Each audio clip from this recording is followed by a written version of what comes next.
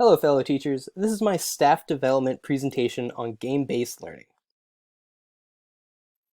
I wanted to start this presentation with a quote from Albert Einstein. Play is the highest form of research. Looking back through our lives, some of our best learning occurred when we were playing and enjoying what we were doing. Education and learning should be no different. Game-based learning is a way of achieving the goal of making education fun and valuable. What is game-based learning? I'm sure that we have heard the term before. Most everyone has an idea that it revolves around games. Game-based learning is a new and exciting way to advance students' knowledge in our schools. Research is currently being done to see the impact of game-based learning and how it may rein in a new way of thinking for the younger generation. As technology increases, so will our educational practices and techniques. Video games will not be merely for entertainment, but rather educational as well. In the research, I have found that there is a new era of educational practices that will be ushered into the educational system slowly, but surely. Game-based learning, which is often abbreviated to just GBL, is a type of gameplay that has a defined learning outcome. When students are using game-based learning, there is a desired skill or knowledge that is obtained from playing the game.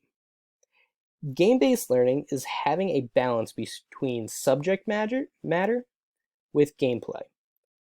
While playing a video game, the student is learning. The game is able to teach a specific skill or lesson instead of learning it from an outside source. Game-based learning is very similar to another strategy that many teachers use in their classroom. Many people get the terms mixed up or do not know the difference. That strategy is gamification. Game-based learning and gamification have some key differences. Gamification takes game elements such as points, badges, or competition and applies them to a non-game setting. Anything that we teach or do can be gamified. Many of us might have a Fitbit and want to get the next badge, or even get up every hour to make sure that we get those 250 steps. That is an example of how basic exercise can be turned into a game. Many teachers who play games in their classroom are doing a form of gamification with a topic students have recently learned. While the key difference is that during game-based learning, you use the game as a tool to teach the learning target. The two concepts are very similar, and as Carl Kapp, the author of Gamification of Learning and Instruction said, when you get right down to it, the goals of both are trying to solve a problem, motivate and promote learning using game-based thinking and technique. I believe that both are extremely important to our students while in school.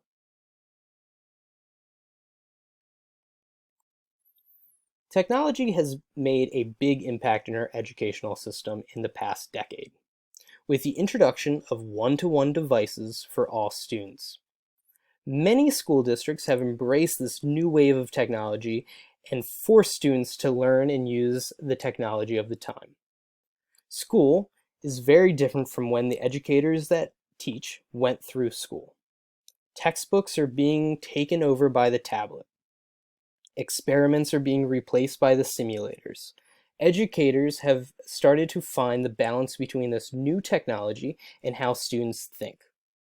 The need for real-world applications, the hands-on problem solving have become the push in the classroom.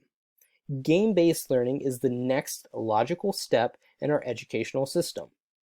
Game-based learning has been around for a long time, with chess and Mancala being two of the most prevalent and oldest of game-based learning. And while technology has advanced and crept into our educational system, so will video game-based learning. The Educational Gaming Environment Group is currently working towards how educational games impact student thinking. The research that the groups are conducting is bringing to light the advantages to this new wave of learning. Engagement is a major factor in education and perhaps the most important factor for a student's growth in a subject area. Students should value and enjoy their educational experience, and that means that not all pedagogical methods work for each student.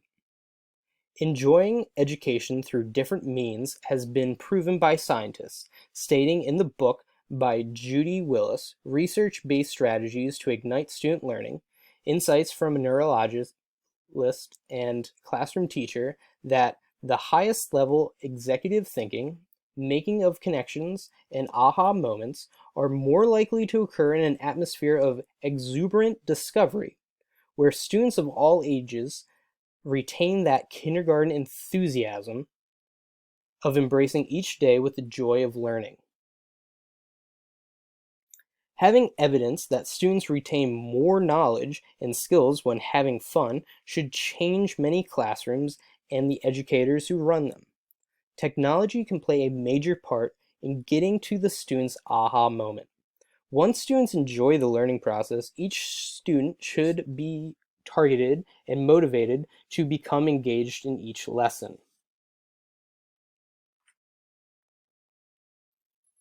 Mark Prensky, the writer of Digital Native and Digital Immigrant, addresses that students could learn algebra far more quickly and effectively if instructions were available in game format. This statement from Prensky is one that many educators do not do. Students enjoy technology and they love to play, and when playing is hidden in their learning, they are much more likely to have fun and retain information. Most educators see games as only a tool for review, or during a special time of the year as a reward. Recently, the Educational Gaming Environment Group, also known as EDGE, at the Technical Education Research Center, is studying how game-based learning can transform the educational landscape. The group has decided to do their study with the game Zoombinis. The game Zoombinis is a fun puzzle and computational thinking game that engages the students in a video game setting. EDGE is trying to bridge game-based learning to classroom content. They have implemented Common Core standards and include physical activities and materials in a classroom setting to have the students act out scenarios in order to better understand the concepts. The hope of the research is to implement the study in a broad K through 12th grade approach to aid in STEM education by using techniques such as data mining and measure implicit learning in the game. They also work with educators to understand how to implement games into lessons. The published work of EDGE Group goes into much greater detail of what computational thinking is, and the difference and similarities of computational thinking and other types of thinking skills. From their published work, they define computational thinking as, I quote, computational thinking stems back to the constructionalist work of Simon Popper, and was first coined as a term in the seminal article by Wing. She explained that computational entails solving problems, defining systems, and understanding human behavior by drawing on the concepts of fundamental and computer science. As such, it represents an ability to analyze and then solve various problems. Her arguments provide a fresh perspective on the relationships between humans and computers and give rise to a wave of research on computational thinking. The group also related computational thinking to design thinking. That is commonly seen in STEM classrooms and described by Robert W. Messler Jr. and Henry Petroski in their respective texts. They relate the two methods of thinking by stating, I quote, design thinking requires one to solve problems by thinking as a designer. Computational thinking and design thinking both focuses on problem solving. Design thinking, like engineering, focuses on product specification and the requirements imposed by the human and the environment. Again, computational thinking is not limited by physical constraints, enabling people to solve theoretical as well as practical problems.